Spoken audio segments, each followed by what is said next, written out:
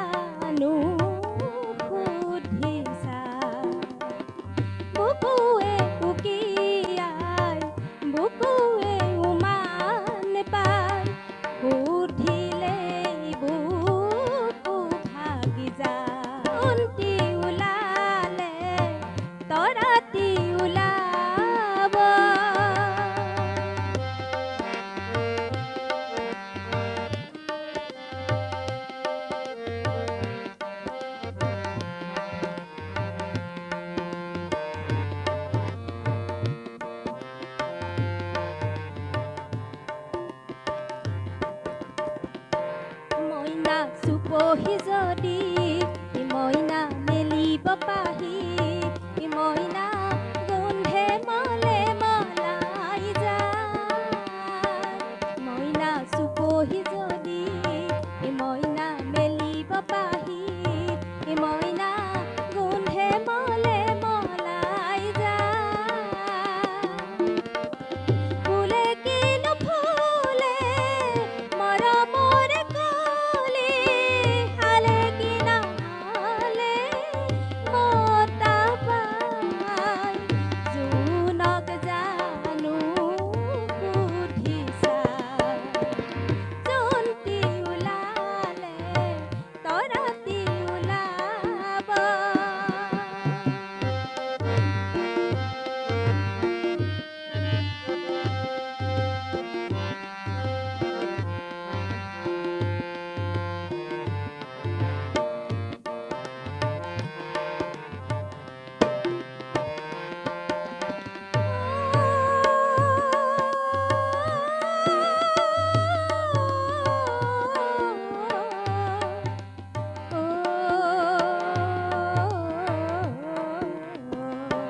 জানৈ বতাহ জানৈ বৰদৈচিলা জানৈ পাহি টিঙি লৈ যায়।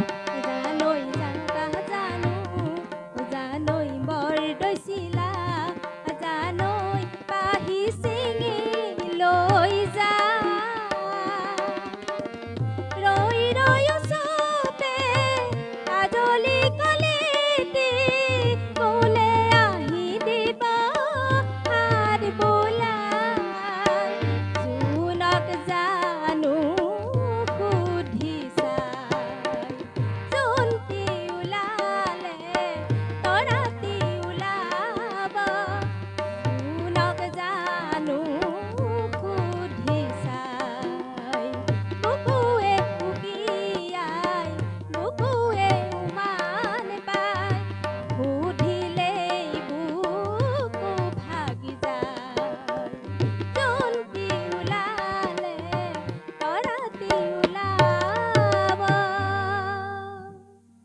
নমস্কাৰ।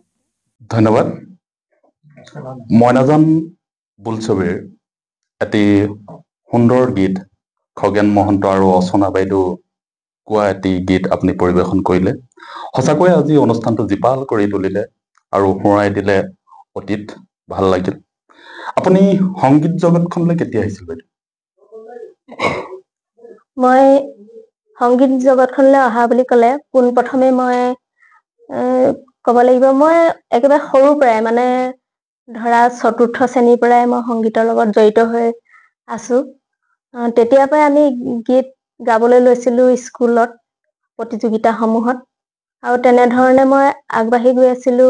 গীত আনে শুনিও ভাল পাইছিল, গাবলৈ কৈছিল অনুষ্ঠানবিলাকত, তেনেধৰণে গাই আহি আছিলো। আৰু যেতিয়া মই ক্লাছিকেল ললো ভকেলৰ আৰু তেনেধৰণে মই অনুষ্ঠানবিলাকতো গীত পৰিৱেশন কৰি আছিলো তেতিয়া দিনত মানে সৰুৰ পৰাই। আৰু যেতিয়া মই বি নিউজ কৰিছো তাৰ পিছৰ পৰাই মই যিকোনো অনুষ্ঠানত অকল মাত্ৰ বিচাৰক কৰিবলৈ ললো। সেয়েহে মোৰ গীতসমূহ বহুত দিন মোৰ চৰ্চা কৰাৰ পৰা বিৰত থাকিব লগা নিচিনা হ'ল, তেনেকুৱা হৈছিল। আৰু এতিয়া আকৌ মই বহু অনুষ্ঠানবিলাকে বিচাৰিছে, তোমালোকেও বিচাৰিছা, সেইকাৰণে আকৌ মই গীতসমূহ আকৌ পুনৰ গাব চেষ্টা কৰিছো। হয়, আপোনাৰ সংগীত জগতলৈ নিয়া কোনোবা গুৰু আপোনাৰ মনত পৰেনে? হয়, প্ৰথম মোৰ গুৰু হিচাপে বুলি নহয়, মোৰ ঘৰখনতে সংগীতৰ খুব সাধনা হৈছিল, বহুতে কৰিছিল। মোৰ খুৰা এজন আছিল, এতিয়া ধেমাজিত থাকে। তেখেতে প্ৰথম মোক গীত গাবৰ কাৰণে খুব অনুপ্ৰেৰণা যোগাইছিল। লগতে মোৰ দেউতা মা আছে আৰু ঘৰৰ সকলোখিনিয়ে, জন্ম ঘৰখনৰ আৰু বাকী সেইখন গাঁৱৰ বহুখিনি মানুহে মোক উৎসাহ উদ্দীপনা দিছিল আৰু তেনেধৰণে আগুৱাই যাবলৈ মই সাহস পাইছিলো এই গীতৰ জগতখনত। আৰু কাষতে মোৰ বহি আছে ভাইটি দীপেন কোঁৱৰ, তৰুণ বৰুৱা, তেওঁলোকেও মোৰ লগত সহযোগিতা কৰিছিল। বিভিন্ন অনুষ্ঠানত প্ৰতিযোগিতাত মই যেতিয়া অংশগ্ৰহণ কৰিছিলো তেওঁলোকে সহায় কৰিছিল। আৰু এনেধৰণে মই গীতৰ চৰ্চা কৰি আছিলো। হয়, আপোনাৰ ঘৰখনেই সংস্কৃতিবান এখন ঘৰ আৰু আপোনাৰ খুৰাই আপোনাৰ সংগীত যাত্ৰাত আপুনি প্ৰথম আৰম্ভণি কৰিলে, যাত্ৰাত আপোনাক নাম লগাই দিলে আৰু তেতিয়াৰ পৰা আপুনি স্কুল, আপোনাৰ কলেজ, হায়াৰ ছেকেণ্ডেৰী লেভেলত বা কলেজ লেভেলত আপুনি সংগীত গোৱা আৰম্ভ কৰিলে। আপোনাৰ সংগীত জগতখনত আটাইতকৈ প্ৰিয় গীত? মোৰ প্ৰিয় গীত বুলিবলৈ মানে নিৰ্দিষ্টকে নাই, মই সকলো গীতেই ভাল পাওঁ। আগৰ ধৰক দীপালী বৰঠাকুৰৰ পৰা ধৰি লৈ ভূপেন হাজৰিকাৰ পৰা এনেকে খগেন মহন্ত, ৰচনা মহন্ত আৰু নমিতা ভট্টাচাৰ্য, সকলোখিনি গীতেই ভাল লাগে। আগৰ যিখিনি গীত, জ্যোতি সংগীত, ৰাভা সংগীত, সকলোখিনি গীতেই ভাল লাগে। তাৰ ভিতৰত এটি ভাল লগা গীতে আকৌ আমি পুনৰ জীপাল কৰোঁচোন আজি মজিয়াখন। হয়।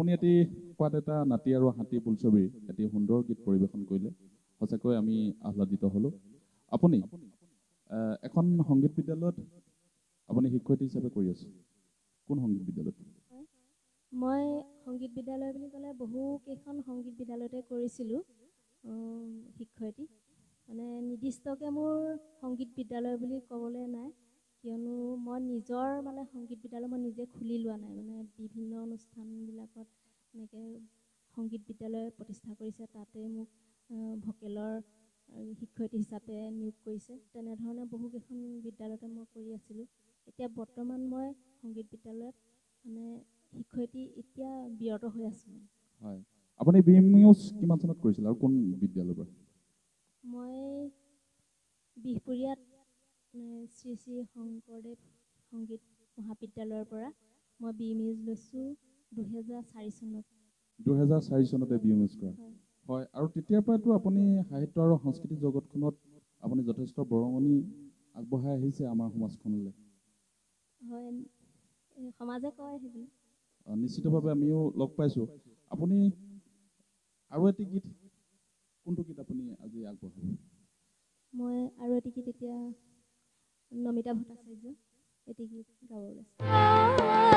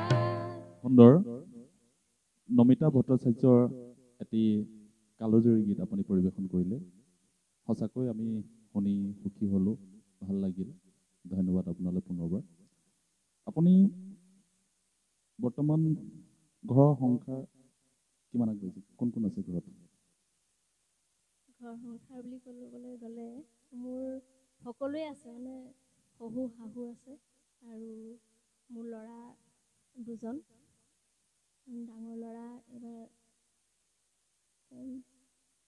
বিটেক কৰি আহিছে কুকুৰাঘাট ইউনিভাৰ্চিটিত আৰু সৰুটো এবাৰ হাই ছেকেণ্ডেৰী ফাৰ্ষ্ট ইয়েৰ সি স্থানত আছে তেওঁ পৰিয়াল বুলি ক'লে আৰু মোৰ মানুহজন আৰু মানুহজনে এই সংগীত চৰ্চা কৰিবৰ বাবে প্ৰেৰণা যোগাই আহিছে।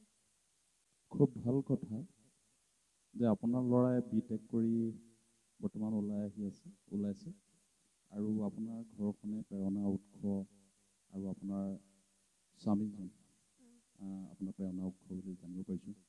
বহু স্বামী নিজৰ পৰিবাৰ সংগীত জগতলৈ বা বিভিন্ন জগতলৈ নপঠিয়ায়, তেনেস্থলত আপোনাৰ তেখেতে যে পঠিয়াইছে, ধন্যবাদ তেখেতকো। আমি মজিয়াত তেখেতক ধন্যবাদ জ্ঞাপন কৰিছোঁ। আৰু লগতে বৰ্তমান আপুনি এগৰাকী শিক্ষয়িত্ৰী, আপুনি শিশুসকলৰ লগত দিন ব্যস্ত থাকে আৰু আপুনিও এই সংগীত শিক্ষা তেখেতসকলক দি আহিছে। তেনেকুৱা কিবা স্মৃতি আপোনাৰ সিহঁতে শিকিবলৈ আগ্ৰহ কৰে নকৰে? হয়, শিশুসকলেতো আগ্ৰহ কৰেই আৰু তেওঁলোকক আমি আগুৱাই নিয়াটো আমাৰ কৰ্তব্য বুলি ভাবোঁ। সেয়ে মই আনে কি ভাবে নাজানো, কিন্তু মই মোৰ শিশুসকলক কেনেদৰে আগবঢ়াই নিব পাৰোঁ সেইটোৱে সদায় চেষ্টা কৰি আছোঁ আৰু তেওঁলোকৰ লগতে সদায় লাগি থাকোঁ। আৰু সেইকাৰণে হয়তো আমাৰ শিশুসকলে মোক বহুত ভাল পায়। আৰু আপুনি বৰ্তমান আপোনাৰ ঘৰখনৰ পৰা, আপোনাৰ গাঁওখনৰ পৰা সহযোগিতা লাভ কৰি আহিছে নিশ্চয়? হয়, লাভ কৰি আহিছোঁ। আমাৰ গাঁওখনৰ সকলো দিশৰ পৰাই উন্নত আছিল, কিন্তু সংগীতৰ ক্ষেত্ৰত অলপ পিছপৰা আছিল। আৰু মই যেতিয়াৰ পৰা গাঁওখনলৈ আহিলোঁ তেতিয়াৰ পৰা তেওঁলোকে মোক উৎসাহ উদ্দীপনা দিলে, যাৰ বাবে মই এইখন মঞ্চ আজি পাইছোঁ। হয়, বৰ্তমান যুৱচামে সংগীত সূৰ্য ভূপেন হাজৰিকা, কলাগুৰু বিষ্ণুপ্ৰসাদ ৰাভা বা স্বনামধন্য শিল্পীসকলৰ গীত মাত চৰ্চাৰ পৰা বিৰত থাকি অন্যান্য পশ্চিমীয়া গীত মাতলৈ তেখেতসকল আগবাঢ়িছে। আপুনি উঠি অহা যুৱচামক কি ক'ব? যুৱচামক ক'বলৈ মানে ধৰা আমাৰ অতীতৰ যিটো শিপা সেইডাল আমাৰ থাকিবই, আৰু বৰ্তমানৰ যিখিনি প্ৰজন্মৰ যিখিনি লৈছে সেইখিনি লৈ আমি ধৰা ভৱিষ্যতৰ কথাও ভাবিব লাগিব। আৰু যিখিনি আমাৰ আগৰ যি সংগীত সূৰ্য ডক্টৰ ভূপেন হাজৰিকা, বিষ্ণুপ্ৰসাদ ৰাভা আৰু জ্যোতিপ্ৰসাদ আগৰৱালাৰ যিখিনি গীত, সেই গীতসমূহ চৰ্চা কমিছে বুলি কৈছে, কিন্তু মোৰ ক্ষেত্ৰত মই এনেকৈ ভাবোঁ যে আজি নতুন প্ৰজন্মই সেইখিনি গীতো গাবলৈ চেষ্টা কৰিছে। আৰু বিভিন্ন অনুষ্ঠানবিলাকত এতিয়া ভূপেন হাজৰিকাৰ যিখিনি গীত প্ৰতিযোগিতা হৈ থাকে, সেইখিনিত আমাৰ নতুন প্ৰজন্মৰ যিখিনি ল'ৰা ছোৱালী সেইখিনিয়েতো সুন্দৰভাৱে তাত অংশগ্ৰহণ কৰি প্ৰতিযোগিতাত অংশগ্ৰহণ কৰিছে, গাবলৈ চেষ্টা কৰিছে। তেওঁলোকে আকৌ আগৰ দৰে সেই গীতসমূহ চৰ্চা কৰিবলৈ লোৱাৰ বাবে মই তেওঁলোকক ধন্যবাদ জ্ঞাপন কৰিছোঁ। আৰু তেওঁলোকক ক'ব বিচাৰিম যে এই গীতসমূহ যাতে কেতিয়াও হেৰাই যাবলৈ দিব নালাগে। হয়, সকলোৱে এক কথাত ক'বলৈ গ'লে পশ্চিমীয়া বা পাশ্চাত্য সংগীত শিক্ষা লওক, কিন্তু আমাৰ যিটো অসমীয়া নিজস্ব শিপা, এই শিপাডাল যাতে কোনো হেৰুৱাব নালাগে। সেই সংগীত সূৰ্য ভূপেন হাজৰিকা, সেই কলাগুৰু বিষ্ণুপ্ৰসাদ ৰাভাৰ সেই গীতসমূহ চৰ্চা অব্যাহত ৰাখিব লাগে। আপুনি আজি এটি ভূপেন্দ্ৰ সংগীত বা কলাগুৰু বিষ্ণুপ্ৰসাদ ৰাভাৰ সংগীত এটা পৰিৱেশন কৰিলে নিশ্চয় অনুষ্ঠানটো জীপাল হৈ উঠিব। মই এটি জ্যোতিপ্ৰসাদ আগৰৱালাদেৱৰ গীত পৰিৱেশন কৰিবলৈ লৈছোঁ। লুই তৰা কাষ তৰাৰ তৰাৱলী, লুই তৰা কাষ তৰাৰ তৰাৱলী, পাৰতি পাৱলি তেজৰে মোক, পাৰতি পাৱলি তেজৰে মোক, পাৰতি পাৱলি তেজৰে মোক, আইনা কান্দিবি,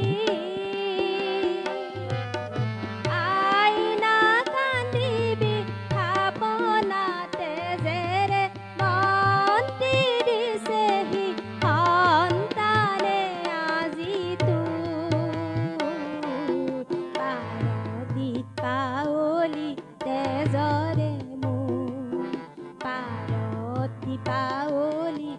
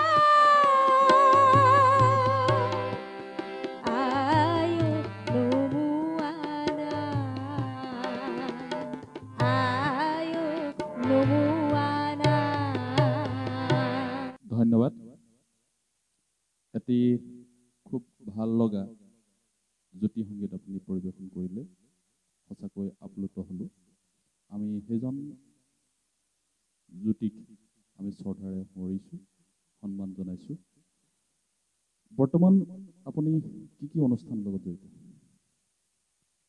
বৰ্তমান মই আমাৰ পোনপ্ৰথমেই ক'ব লাগিব মই মেৰমুখ পাৰে চহৰীয়া উন্নয়ন সভাৰ লগত জড়িত হৈ আছোঁ মোৰ খুব আপোন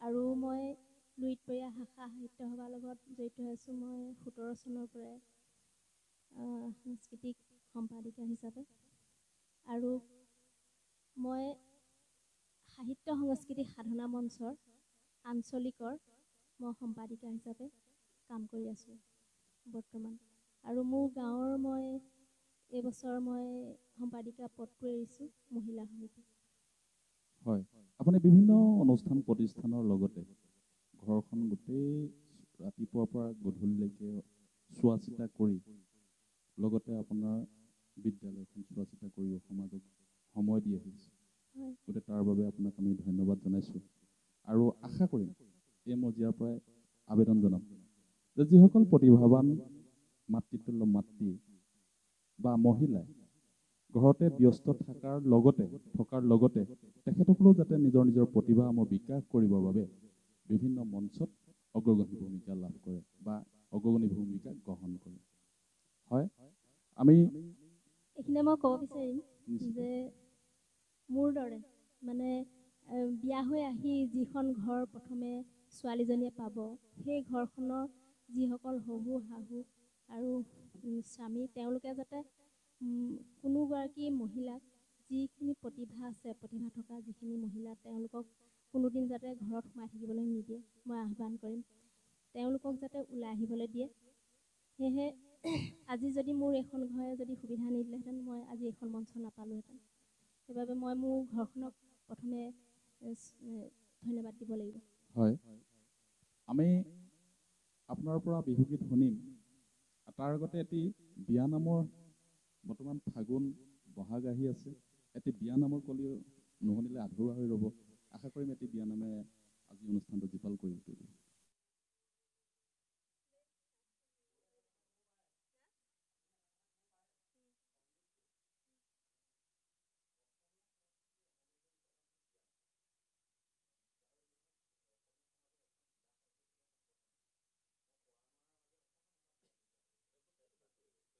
অসমীয়া সংস্কৃতিৰ অন্যতম উপাদান হ'ল বিয়ানাম আৰু এই বিয়াৰ নামৰ মই এটি কলি মাত্ৰ আপোনালোকৰ আগত গাব চেষ্টা কৰিছোঁ ওলাই আহে ৰঙা বেলি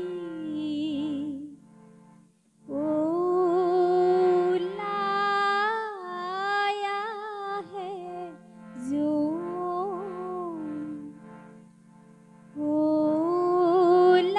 ওলাই আহে জোন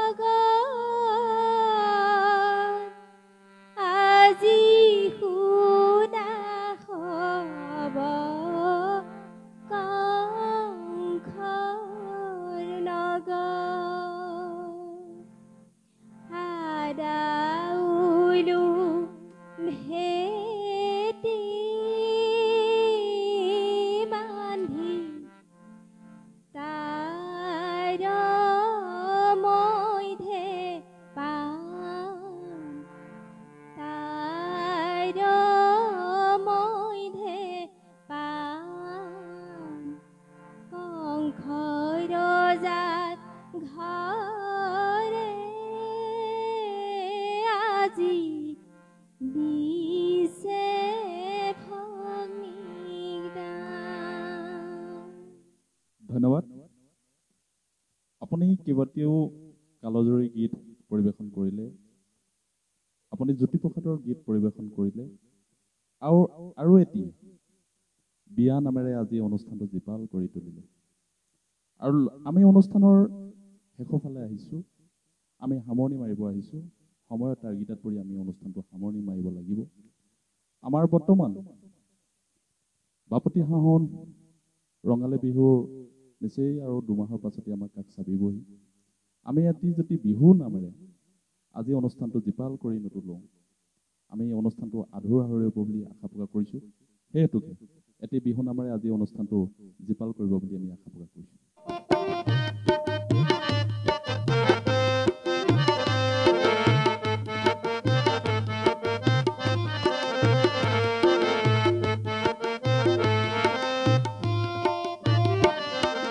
কাজিৰঙা বৰ ধুনীয়া, একোৱেই নাই তুলনা। ইয়াতোকৈ ধুনীয়া তুমি কেঁচা সোণৰ টুকুৰা। কাজিৰঙা বৰ ধুনীয়া, একোৱেই নাই তুলনা। ইয়াতোকৈ ধুনীয়া তুমি কেঁচা সোণৰ টুকুৰা। দেহাৰ বৰণ ৰং চঙীয়া, মুগা চুমনীয়া। চাদৰৰে আঁচলখন টানি টানি বান্ধি ল'বা। চাদৰৰে আঁচলখন টানি টানি বান্ধি ল'বা। কাজিৰঙা বৰ ধুনীয়া, একোৱেই নাই তুলনা। তাতোতকৈ ধুনীয়া তুমি কেঁচা সোণৰ টুকুৰা।